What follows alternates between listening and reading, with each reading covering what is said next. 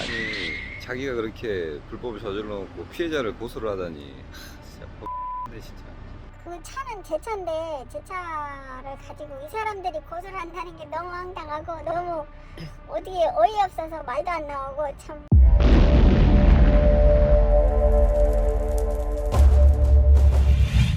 안녕하세요, 박진 변호사입니다. 성남 수정경찰서에서 되게 골 때린 일이 있었잖아요. 하는 게 차주한테도 좋아요. 좋기는 뭘 좋아? 아이 참네.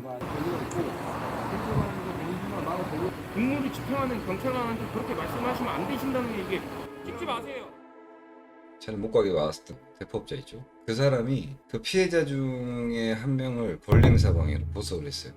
자기가 들고 있던 차를 그 피해자 중에 한 명이 레카로 이제 견인을 해왔는데 그게 자기의 정당한 점유권을 방해했다 그런 취지로 해가지고 권리행사 방해로 고소를 한 사건이 있었어요. 그래서 이제 그 피해자분이 저한테 이제 연락이 와서 정모 씨라는 대포업자가 이제 고소해가지고 경찰에 출석을 해야 된다 이제 이렇게 얘기를 하시더라고요. 그래서 제가 그 수사관이랑 통화를 해봤는데 그 수사관이 제 마음을 좀 움직였다 그래요. 그 안양 수사관님이랑 통화를 했는데 이 그 수사관님이 의지가 있어 보이더라고요. 제가 봤을 때. 다른 제가 많이 만났던 다른 경찰이나 검사들과 달리 물론 안 그런 사람도 있지만 이 사람이 피해자라는 생각을 하고 수사를 한 듯한 느낌이 들었어요. 그래서 어떤 실체적 진실에 접근하려고 하는 의지가 보였고 노력을 하시려고 하는 모습이 보이더라고요. 저는 그게 느껴졌어요. 그래서 이제 피해자가 권리행사 방해로 피해자 신문을 다는데 따라가기로 해서 따라갔어요. 조사를 받았는데 이게 이제 대포차 피해자분들이 자력으로 차량을 레카로 견인해 온 경우에 이런 경우처럼 점유자들이 그 소유자를 권리행사 방해로 고소하는 경우가 많아요. 그런 사건과 관련해서 이분의 사례가 좀 도움이 될 수 있을 거라고 생각을 해서 영상을 찍는 겁니다. 우선 이 사건의 본질은 그 피해자분이 임땡땡이라는 이 같은 사기꾼 새끼 한 명 있어요. 지금 구속되어 있는데 그 가 사기친 금액만 70억이 돼요. 근데 그 새끼가 제가 알기로는 전과 5범에 한 2년 이상 수사랑 재판을 받는 도중에 지금 이 그 대포자가 점유하고 있는 차의 그 명의사기 피해자들한테 사기를 친 거예요. 그 피해자들은 심지어 그 임모 씨의 아버지의 친구들이에요. 지 아버지 친구들한테 사기를 친 거야.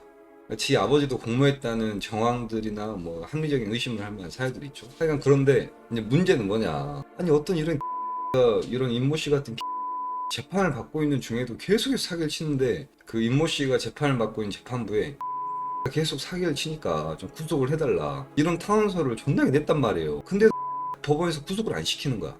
구속을 안 시킨 상태에서 이 임모 씨라는 새끼가 자유를 누리면서 추가적으로 사기를 또 친 거예요. 그러다가 차를 열몇 대를 또 명예사기를 또 치고 그 중에 한 명이 제가 엊그제 이제 조사를 갔다 온 여자 피해자분이 계세요. 정모 씨라는 대포차 업자한테 권리행사 방해 고소를 당한 거죠. 핵심적인 부분은 뭐냐, 이 정모 씨라는 대포업자가 가지고 있는 채권은 그 임모 씨에 대한 채권이에요. 안모 씨라는 피해자 여자분이 사기를 당해가지고 임모 씨한테 피해자 명의로 수입차를 뽑아주고 그 차를 임모 씨가 이제 약속을 안 지키고 할부금을 안 주니까 그러면 차를 처분해달라 그래가지고 그 임모 씨라는 사기꾼 새끼가 그럼 차를 처분해줄 테니까 인감증명서 떼달라 그래가지고 대출 채무를 없애기 위해서 차를 팔아준다 그래, 채무를 정리해준다 그래가지고 인감증명서를 떼준 거란 말이에요. 근데 임모 씨 이 새끼가 그 매도 인감증명서를 가지고 부산인가 어디에다가 남의 차를 담보로 대출을 받아버린 거예요. 몇 천만 원 빌렸다고 하더라고요. 근데 그 새끼는 먹고 닦아버려 쓴 거죠. 그러니까 그러면은 그 차를 꽁지를 잡아준 사람, 이것도 문제가 있는 거죠. 무효 효력이 없단 말이에요, 이런 것들은. 근데 그 꽁지를 잡은 그 새끼한테 부산인가 어디에 있는 뭐 대부업자인가 뭐 그런 새끼가 있나 봐요. 걔한테 이 정모 씨라는 대포업자가 채권을 양수를 받은 거예요. 정모 씨라는 대포업자가 가지고 있는 채권은 이 사기치고 지금 빵에 가 있는 임모 씨에 대한 채권이란 말이에요. 근데 그 임모 씨 사기꾼에 대한 채권을 가지고 이 안모 씨한테 내가 차를 들고 있으니까 차 갖고 가고 싶으면 돈 달라 이거예요. 결국에는 그런 게 공갈이죠.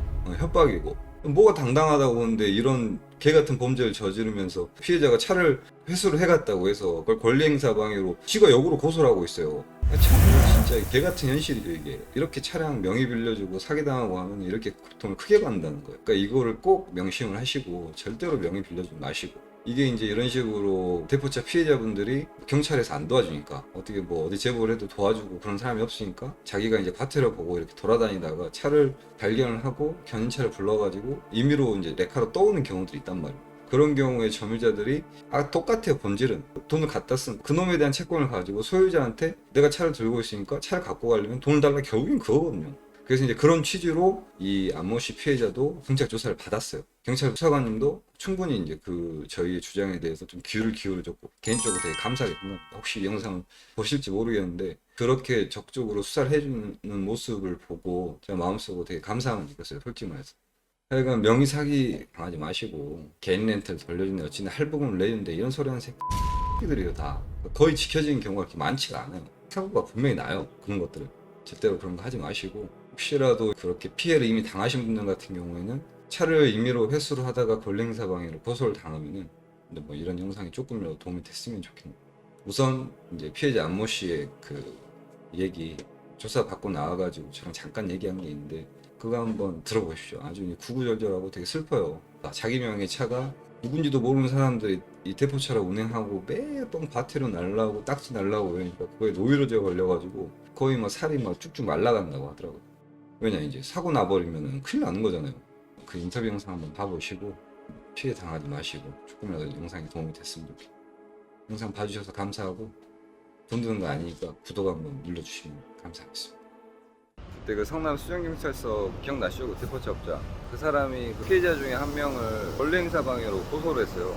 그래서 피해자분 따라와가지고 지금 경찰서 와가지고 지금 방금 피해자 신문 입나고 왔는데 아 진짜 참 개 뻔뻔하네요 진짜.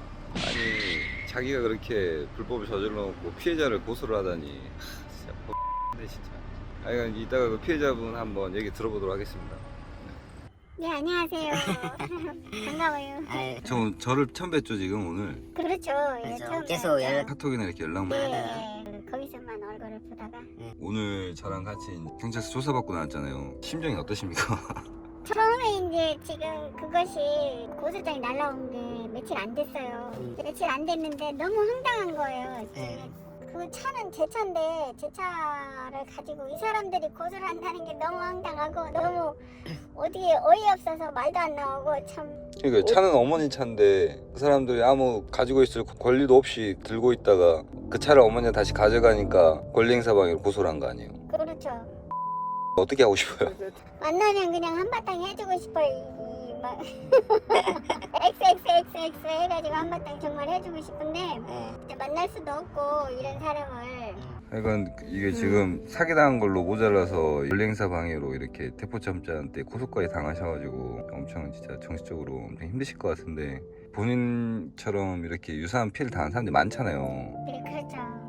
그런 분 그렇더라고요. 처음에는 이제 제가 당할 때는 몰랐는데 당하고 나서 이렇게 지내면서 보니까 이렇게 당한 사람들이 우리나라에 엄청 많더라고요. 그래서 저처럼 자동차에 대해서 잘 모르고 그냥 이제 가까운 사람이 이거를 해준다고 해서 그냥 믿고 무조건 할 것이 아니라는 생각이 들어요. 그래서 혹시라도 그런 일들이 생기면 진짜 제가 이렇게 사기 당한 걸 보니까 가까운 지인을 통해서 이런 일들이 벌어지니까 이 대포차 대출해주고 저기 한다고 그러는 거는 진짜 절대 이런 일은 안 하시는 게 좋다는 생각이 들어요. 저같이 제가 지금 몸이 다 말라가고 생각을 안 하려고 그래도 자꾸 생각이 나고 진짜 하는 게 너무 힘들어요. 이게 고통뿐이거든요.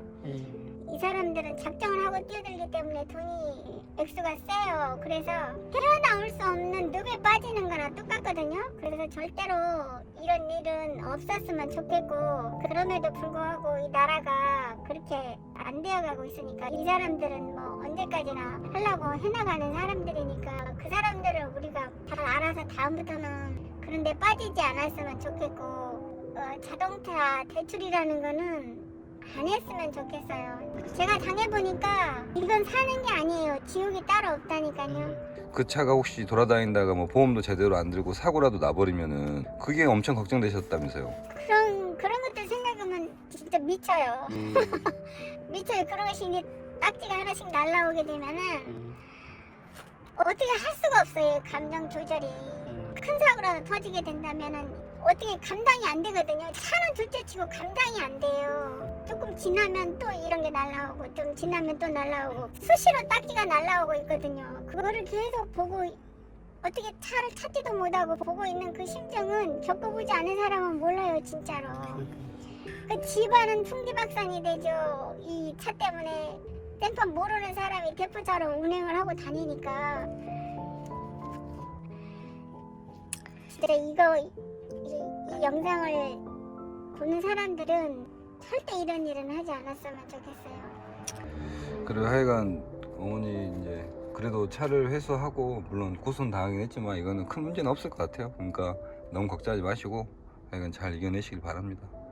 감사합니다.